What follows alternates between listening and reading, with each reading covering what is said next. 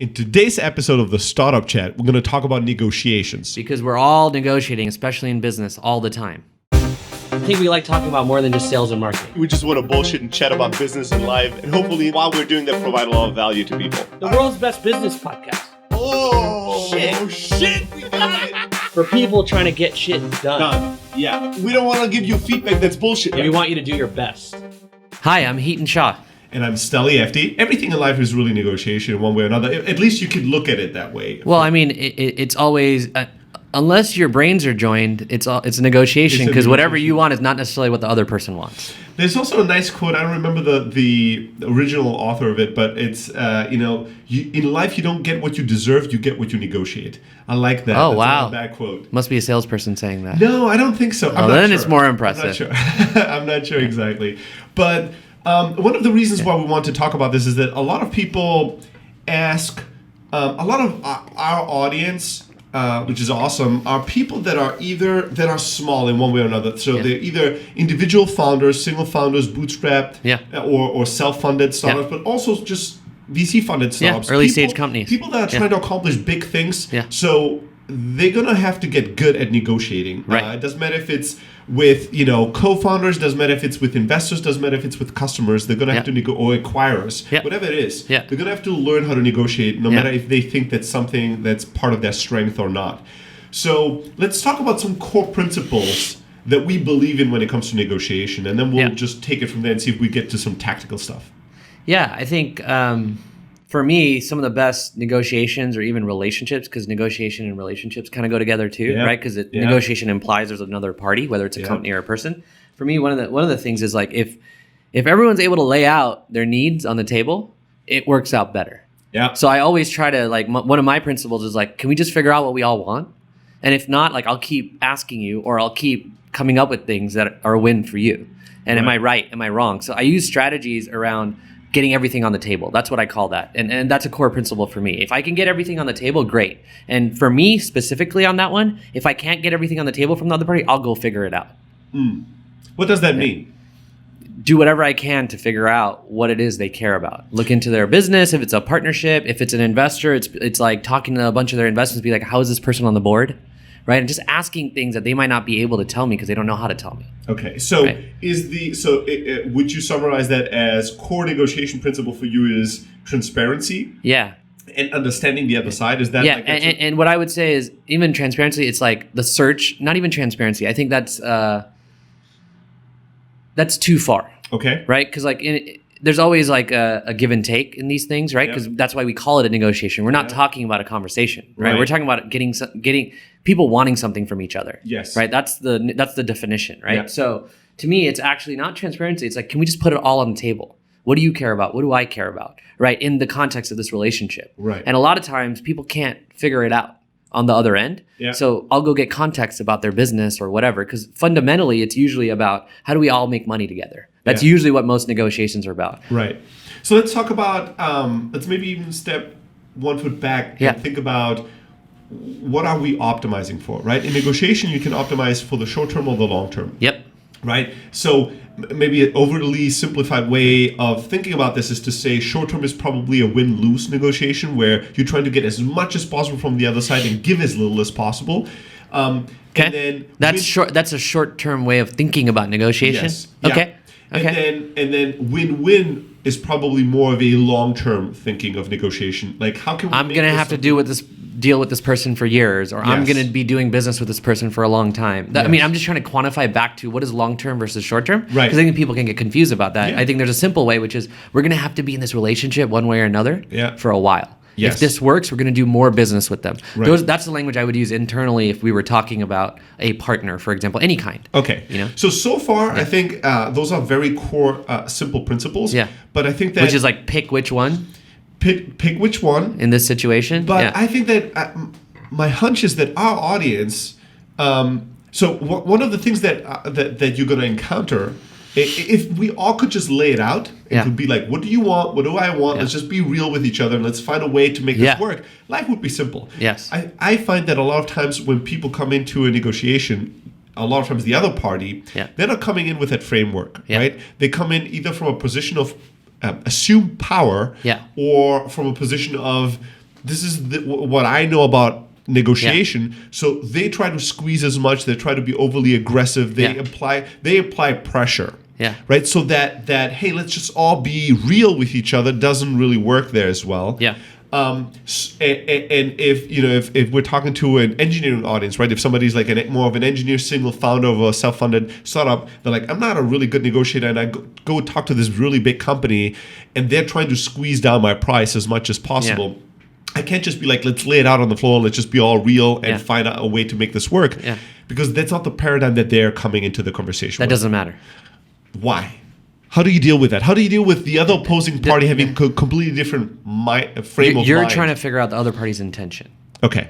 Right? And even if their intention is we want to pay the lowest price for something, it's your job to explain to them how they are paying the lowest price for it.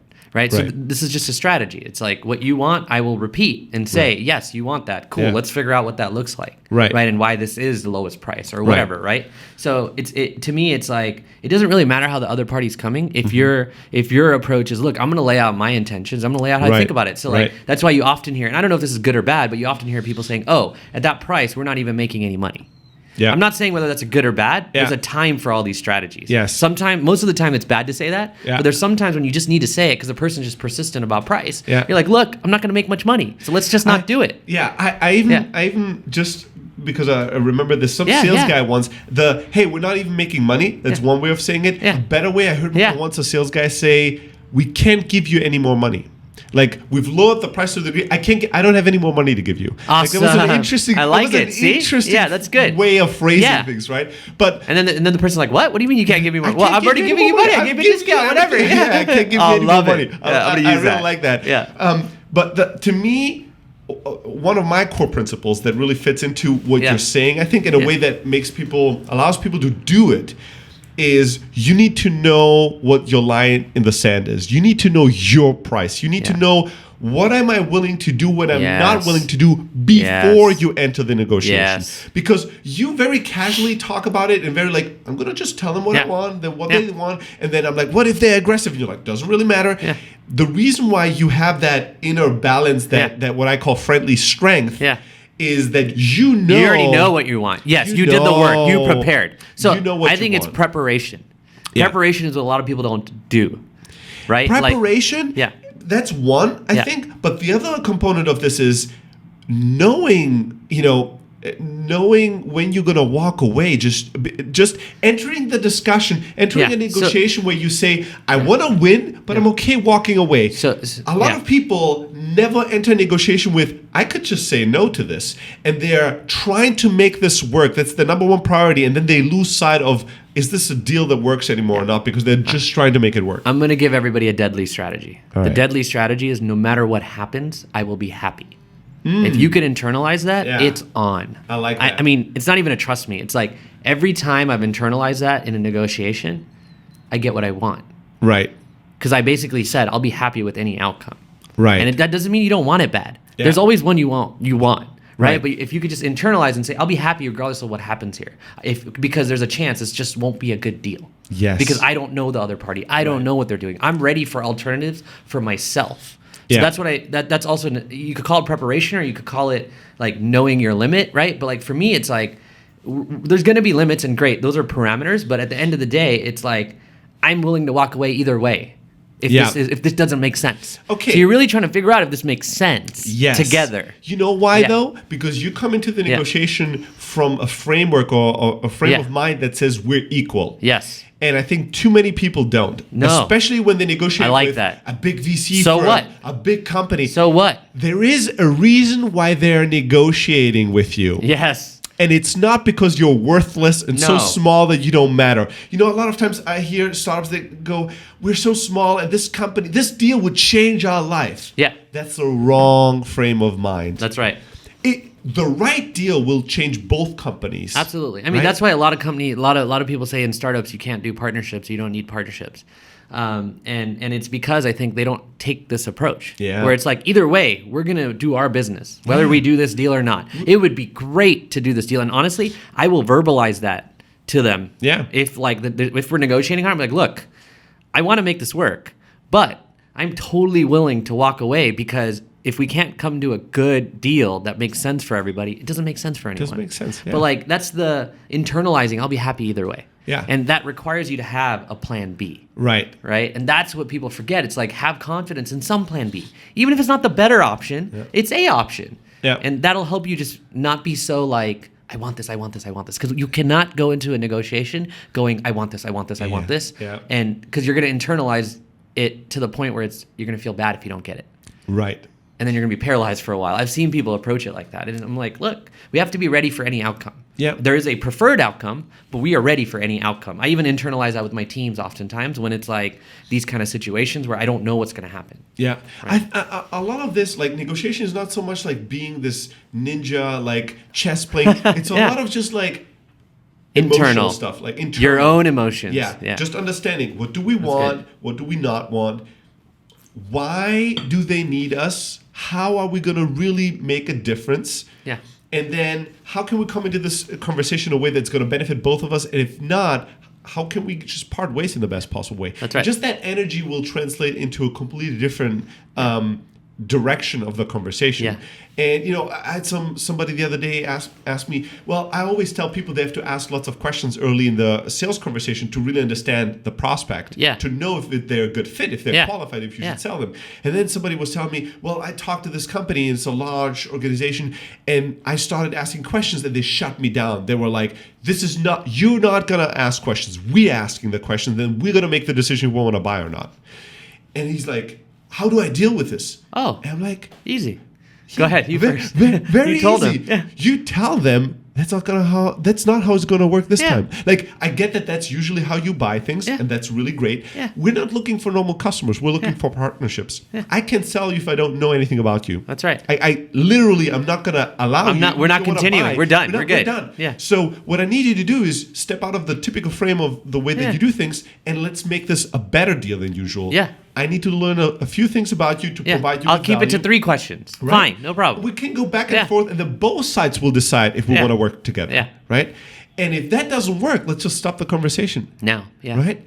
And that is something I think that people like not even considering being an option. That's right.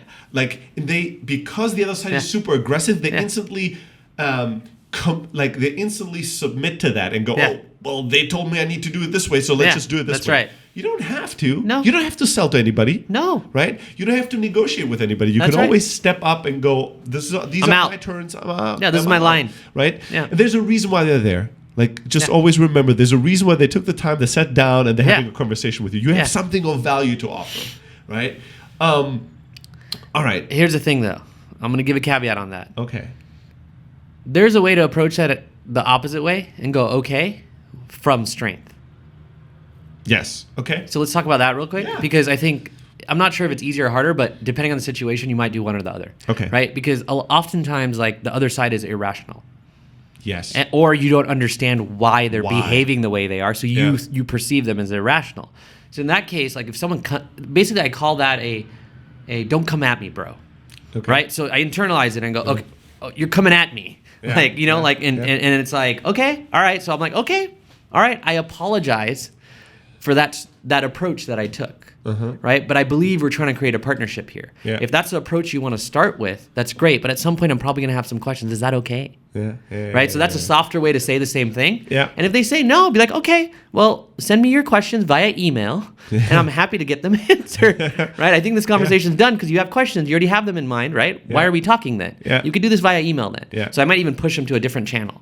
Right? Because like I might not be ready prepared to answer the freaking questions. Yep. Because I wasn't expecting that. So I think there's a way you can approach it and do it their way. Yeah. But do it with strength. Just be like, make them recognize in the same way you were that this is not okay. But I'm willing to accept it because if your process is your process. I love that. You're so good at this friendly strength thing, you don't even realize it. All right. Because you are, like, as you said, you're not pushing back as hard as I did. No. But you're still very strong. Yeah. Right? You're still throwing in the, hey. You're like, hey, okay, if this is your approach, I'm going to answer your questions. But I will also have questions. Will they be ever answered? Is that okay? Is that okay? Is that fair? And if they say no, it's like, okay, then we'll approach it one way and I know how to approach them. Right. And I'll be like, all right, then ask me the questions via email. Right. Because this conversation doesn't matter if it's not two-way. Yeah. Right? So you're almost We don't have to insulting sit them, down. right? Yeah, we don't have to sit down. Ask me the questions via email, I answer them. And if it's all on your end, great.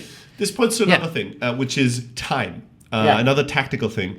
In negotiation, you don't have to respond to them in everything they ask you in real time. That's right. Right? So timing is a really important part of this. Absolutely. I mean, you have to use time to your advantage. Yes. And the thing is, oftentimes the start of the negotiation happens in email, not on a call. Yep. Right? Because you're already like trying to figure out what the other party wants, right? So I think people are not conscious of how quick they respond, how slow they respond, how quick the other party responds, how slow they respond. And it's not a game, but that cadence will help you understand what their cadence is. And then you can have an appropriate cadence on your end. Like sometimes I'll be slow on purpose. Sometimes I'll be super fast on purpose, right? But it's designed to help sort of keep the thing moving. Yeah. Sometimes slow is better because they might have asked a bunch of questions. If you flip them over too fast, it's like almost like you weren't thoughtful about it. Yeah. Right? Things like that, right? I also think that you need to just be mindful of two things. Number one is you want the one core principle of negotiation in my book is that the more time we invest, the more invested we are. And this is true for both parties. Yeah. The more invested we are, the less effective we're negotiating because we really want this to come through. Yes. We've invested so much It's in a it. fair point. This is one of the reasons But you why- have to get that out of your head, I think. Yes, but It's like the sunk cost fallacy type thing. Yes, but Yeah. there's a hack for small teams. Okay. And in large corporations, there's an organizational design that makes this work really well where the champion is going to talk to you for a month and they're going to get really excited and then they need to pass you on to legal and they don't give a shit about this. They're here about this for the very first That's day. right. And you now It's just invested more a work month. for them. But now you've invested a month. You're all excited. So you're now willing to make a lot more compromises. So they're churning you through legal, and then they pass you on to procurement, and it's a first day for them. So Wow. you constantly start on day one on their end, and you are more and more invested. On your it's end. month 3, month Right. 4. One hack that we do internally is that because we're so small, is if I work on something for more than 30 days. I can't sign the deal or close the deal without getting anyone else in the company to agree to it. So I'll literally bring in a junior engineer and go, this is the deal I tried to Yeah, what do you think? What do you think? Yeah. And it's been multiple times That's awesome. where the junior engineer will look at me and I'm like the sales guru and be like, that makes no sense. Yeah, you're like, okay. No. I'm usually first I'm like, well, you don't understand. And I'm trying. Now I'm selling their side. Yeah. It's because Does it always work? Well, usually the engineer goes, it still doesn't make any sense. And then at that point, I typically go, God, everybody's so difficult here. Now just storm out the room. And then you go work realize, it. Oh, shit. And then you go work it. Yeah, Like, I was like- So this is our hack of doing this. But so that's one component. It's like the more time you invest, the more invested you are. So even when people ask us about pricing, pricing negotiation is something we never do on day one. Yeah. Right? We always go, use the product, do the trial, figure out if this is the right product, and then we'll figure out pricing, right? When the right time comes. So some parts of the negotiation are very difficult. So you want to do them at the right time or answer them or respond to them at the right time. Yeah. So, and the same thing is if you're unprepared, this is something people on the phone or in person, somebody asks them something they're not prepared to, and they're not comfortable saying, I don't know, or I'm going to find out. Or that's a great question. Let's push this aside. What other questions do you have? We'll come back to this later. Yeah. Just this, we don't have to respond to everything in real time. Yeah. Right? It's a very, very important thing because it allows you to keep control. If you don't So know... I have a problem with the way you said it. Okay. Just specifically, because you said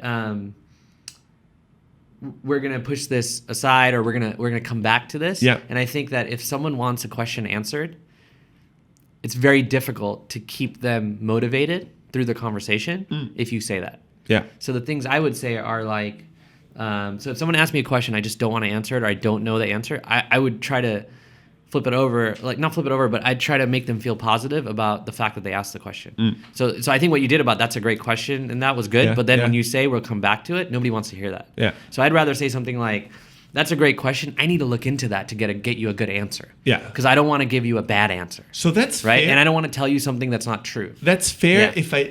if I don't want to answer that question in that conversation. Oh, but you're saying in the same conversation, like pricing or something? No, sometimes at the beginning they're like, well, I have this like security concern about this really complicated thing. And I'll go, okay, is that the only concern, or what else do we want to talk about on this call today? So what I do is I'm trying to get all the things on the table so then I can prioritize them, and then we can attack them one by one. Because a lot of times what I'll hear is a conversation that zigzags wildly because the So it's prospect control the doesn't- conversation in the sales process. Well, and helping the other party also prioritize. Yeah. If the person tells me this is the only thing I have on my mind, the Great, most important, done. All it's right, good we're enough. gonna go for it. I But like a that. lot of Okay. times they don't, Yeah. and they have like 20 questions, and then I will force them and go, okay, we have now all these questions. These are great questions. Yeah. Let's quickly check Yeah. which ones are the most important ones. Yeah. Right? What Yeah. are the absolute must-haves? Let's start there and see how much of the other ones we can address in the 30 minutes that we have. That's right. Right? Because a lot of times you start and you're addressing all the nice-to-haves and you never get to the core of it. Because That's right. They Because you don't didn't even think know it what they through. cared about. They didn't think it through. Yeah. They Make them didn't think it through if they haven't. Yeah. Yes. That's right. I got another one. Yes. This one's really interesting. When you said real time, it came to mind. In two places, this happens a lot. So when you get an offer letter to work at a company, they have an expiry date on it. Yeah. When you get a letter, when you get a term sheet, it usually has an expiry date on it too. And I think people get really worried about the expiry date. Yep. But at this point, they've already on both sides, you've already agreed to terms. Yeah. Right? Or I'm sorry, someone's proposing terms more accurately. Yes. Right? And they're giving you a deadline. I've never seen that deadline be held if it didn't need to be. Right. So a lot of people get really antsy. Like, I got to make a decision by this date. I got to make a decision by this date. But it's really a communication thing, not a decision thing. Yes. It's like they want you to make a decision soon, but don't get stuck in the pressure of it because that's what they're trying to do. And it's just a normal practice. I don't think anyone means this anymore. Because like it's just not how things work. Yeah. You don't get dates anymore. Like that's not. Nobody works on that timeline, right? Yes. Because it's artificial. I love that. Deadlines. Yeah. Budgets. Yeah. Oh, Budgets. I love it. Oh, we have this. It can't be over this budget. When was the last time you were under budget? Yeah. Right. When was the last time you were on the deadline? These things. Let's talk about value, not budget. Yes. I mean, not that these things don't matter at all, but these things are not laws of physics. It's not like gravity. People are like, oh, if we don't hit this number, they don't have the budget for it. They've been over budget tons of times. Let's talk about value and not about budget. If we don't make the decision by this time, then it's not going to go through. I'm not sure. All right. Maybe. We can try for that timeline. Yes. Right? We could try. But it's I love that, by the way. When people tell me a timeline, I love it because I'm like, here's what we're going to have to do to get to that timeline. And then I explain it. Yeah. I love it. I'm like, great, you have a timeline. I love that. Awesome. But let me tell you what we're going to do. And we're going to have to adhere to get to that date. Yes. Right? And also, I like the Because that's like revealing something about them. I love that. Like, yeah. You know? I like showing a card. Come on, give me a card. Yeah. I like the communication bit of this because if you think the timeline is not realistic, this is part of figuring out how the relationship is going to be. Like, how do we? This is your deadline. Here are my 3 reasons why I need this much more time. Yeah. Let's see how you respond to that. If you're super unreasonable, super aggressive, what does that reveal about the relationship? That's right. About you? Like, do I really want to join your company if you're so hyper aggressive about That's 2 days? Yeah. Is that really going to make a difference? Yeah. So the only thing I would say about that approach is like, I do the exercise first of how is it possible in that timeline, and I actually tell them what it's going to take. Yeah. Because usually that makes it get extended faster than any other way I've tried. Yeah. Right? Like if I wanted to extend it, I actually first agree to their timeline, but I say, okay, if we'd like to do that timeline, here are the 5 things that need to happen between now and then. Right. So even if you're in a negotiation for like salary or like in that, it's like they give you a deadline or they say, hey, we need to hire this person by this date. Great. On my end, I got to do all these things. I got to talk to 3 of your customers or I got to do this. Yeah. Can you set all those things up for me? Because if so, I can get it done then. Yeah. And if we can't set them up, then we're going to have to extend it. I think a lot of times though, especially in like salary or like joining a company, it's that you are waiting for another offer or something of those sorts. So you have like 2 or 3 offers. You want to look at all of them before you decide. Yeah. And the company doesn't want you to do that, right? Yes, the company just wants you to agree to But if you're whatever up they front offer. and say, look, I've got options, and you tell them what you're looking for in the options, because you're not, if you're looking for money, tell them you're looking for money. If you're looking for something else, tell them that, because there's a reason you're waiting. Yeah. Right? And it might be that they're not your first option. Yeah. And obviously you don't want to necessarily tell them that. Right? Yeah. But there's an art to this. Like you want something. Yeah. Something would make you join the company if they change that offer. Right. And that's why you're looking at options. Right. So I actually would be upfront about that with people, because once you tell them that, hey, I'm looking at options, they start getting like, you've got them a little more anxious and got them to want you more in most cases, unless they don't want you at all. Yeah. Or that turns them off. But like, it shouldn't, because the reality is, especially when you're hiring, people have options. I'll give you one last like negotiation hack, and this is this is the simplest negotiation tactic from a like practical point of view, but the hardest from an emotional point of view. Yeah. Because a lot of people might think, well, I'm an engineer, or I'm more introverted. I'm not like that great of like being super confident necessarily in these conversations. And I deal with people like VCs or large buyers. They're doing this full time, right? That's their bread and butter, and you're doing this once in a while. Yeah. So you're not going to be as effective. One beautiful tactic in negotiation is just to shut the fuck up. Oh yeah, quiet. That's key, right? Key. A lot of times, if you just don't say anything, the social awkwardness of the situation will force the other side to keep talking. And usually that's when they're going to reveal what's really on their mind. Oh, yeah. I have a story, and we can link to that, where we saved $225,000 in a deal. Yeah. All I did was I was quiet. Yeah, nice. And I allowed the other person on the phone to negotiate with themselves. Yeah. We needed to get out of a contract, right? We couldn't pay, we pivoted the company. We didn't need that thing anymore. We went back and forth. We applied pressure from all angles. Oh yeah. And eventually the guy came around, calls me, and offers me something, to get out of the contract. I thought that we would probably have to pay $100K to get out of the contract. He offers me $50K. Yeah. Right, to get out of the contract. And I just didn't say anything. He was like, well, here's what I can do is really the best, and blah, blah. I went back to the legal team and everybody. I championed it, $50,000 and we can get out of the contract. Okay, and then what happened? And he's like, well, another thing we could do. I'm like, in my mind, I'm like, interesting. let's hear that out. Like, another thing we could do is, well, if you could wait, it was October or something. If you could wait till January, then I could probably come down even more. Music to my ears. I'm like, I'm silent. You're still I'm silent. Not even say hi. I don't even say cool. Like, this is going well. Like, let's just let him talk to himself for a second. He's like, because, the next year, I could probably do something between, 25 and 40. I'm like, 25K January, that's cool with me. Yeah. And he's like, okay, Steli, well, I'm really glad we figured this out. I hung up and I'm like, holy shit. I said a couple things. Holy shit, right? Yeah. I was aiming for 100. I got 25. Yeah. And I didn't do anything. I was just quiet. I just let the other side negotiate with themselves. That's right. This is an awkward thing to do. It takes emotional discipline to be quiet. Oh, you just hit mute. No, you hit mute. You hit mute. I love that. Oh, you hit mute. This is easy. What are you talking about? You hit mute. And then when they go, are you still there? You unmute. Yeah, yes. Dude, I've done that. I hit mute because I can't shut up. And I'm actually talking to them all the time. I'm like, yeah, that's cool. That's cool. I love it. But because then you don't have that issue in your head, right? I love that. So in certain really crucial moments where it's an exercise of nerves, it's really beautiful to just stop. Talking and let the other side negotiate with themselves. I heard even somebody was on Shark Tank like a few years ago.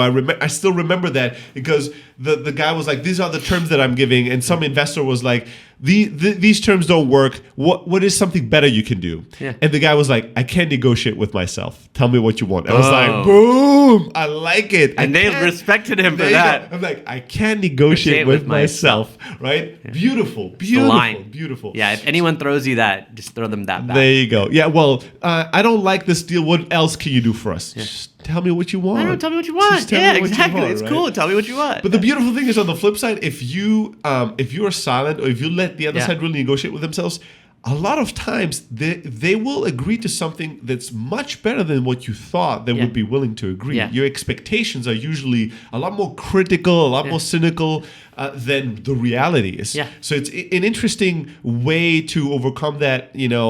Because you're so inexperienced, you're probably going to settle for something that's much lower, much higher, depending on what you're trying to do than what they're willing to do. So I want to describe that in a certain way before we're done, but like I would call that like pain threshold. Because in that scenario, that gentleman probably had a lot of pain over this. Yeah. Because the alternatives of you like getting out of a contract is them suing you. Yeah. That's more painful than him just figuring it out with you. Yeah. And now if he's the one that's essentially negotiating with you because he gave you the deal, he's in hot water. Yeah. So the pain threshold of his is probably super high. Yeah. Right? And so if you just shut up, that's why he's probably negotiating himself out of it. He's trying to lower the pain and make sure you do it. Yes. In this case, it was actually an account manager. Yeah. So not the owner of the business or anything like that. And he agreed. to a deal with us where he got a crazy commission Yeah. because it was a 3-year deal where the first 2 years we don't pay anything, but the third year we pay a shit ton. Yeah. So the total deal value was massive. So it was you great suckered for him? Okay. No. Just I mean, kidding. I mean, he this set is up a the big deal. company. Yeah. He set up the deal in a way that was great for him and great for us, bad for the company, really. But we're at that point, we're like a 3-person startup with like 10K in the bank it or didn't something. matter. Yeah. So this is a There was massive no, organization. there's no choice. Yeah. So 2 years later, we need to get out of the contract or our business is gone. makes sense. Right? So, and that's why he pushed it to January, because he knew if he like lowers, he cancels that deal, it's going to affect kind of his salary or bonus. Right but now. if it's the next year, Then he can work it off. It's not that bad. Makes sense. Yeah. So we he wanted to figure it out. Yeah, he wanted Did you to know figure it that out. going into it? No, I didn't. I was like, I constantly, I had 5 conversations with him Yeah. beforehand Yeah. where I was all nice, just telling him like, we're gonna fucking have to, we're gonna go bankrupt next month because of this, and then you're not gonna get anything. Yeah. And he was basically telling me, it doesn't fucking matter to me. Like, it's better for me for you to go bankrupt, not pay us anything, than me having to cancel this contract or do something else, because not in my best interest. He was blaming it on accounting and the legal department, but it was really what was going on. Yeah. So I had zero leverage on him, and he was literally saying, I'd rather have you pay zero. It's better for me personally as an account executive than you paying like whatever less and getting out of the contract. So we had to find a way to make it work. Make it work. So in our case, we had somebody that put somebody on their board, and that board member put some pressure. We You had put to some do what pressure. you had We to had do. to do what we had to do. I don't love doing that, but it needed to be done. That's the other piece of it. Don't just deal with the person in front of you when it's a harder negotiation and the other party doesn't want to do it. Yeah. You got to surround them. I call it surround them. It's a Surround strategy. I'm doing it right now in a few things, and I'm just surrounding them. Yeah. And like it's like, hey, you figure out what you want to do, but I'm going to keep pushing till I get what I want. Yeah, Right. And that's the sometimes. persistence, right? Yeah. All right, I think we've given a lot of tips for this A lot episode. of tips, yeah. I'd love to hear a discussion around this. Negotiation is so important. Negotiation is so key. We all can get better at this, and just understanding it, even so you get what the other side is doing. So go to thestartupchat.com/FB for Facebook. It's a Facebook group. Yeah. It's a community of now 1,300 entrepreneurs, business people that are all sharing advice, helping each other, having discussions around these episodes. I love to hear kind of everybody's tips, tricks, the things they've learned, the things that work or didn't work on negotiating in life broadly. We'll hear you guys next week. See ya. See ya.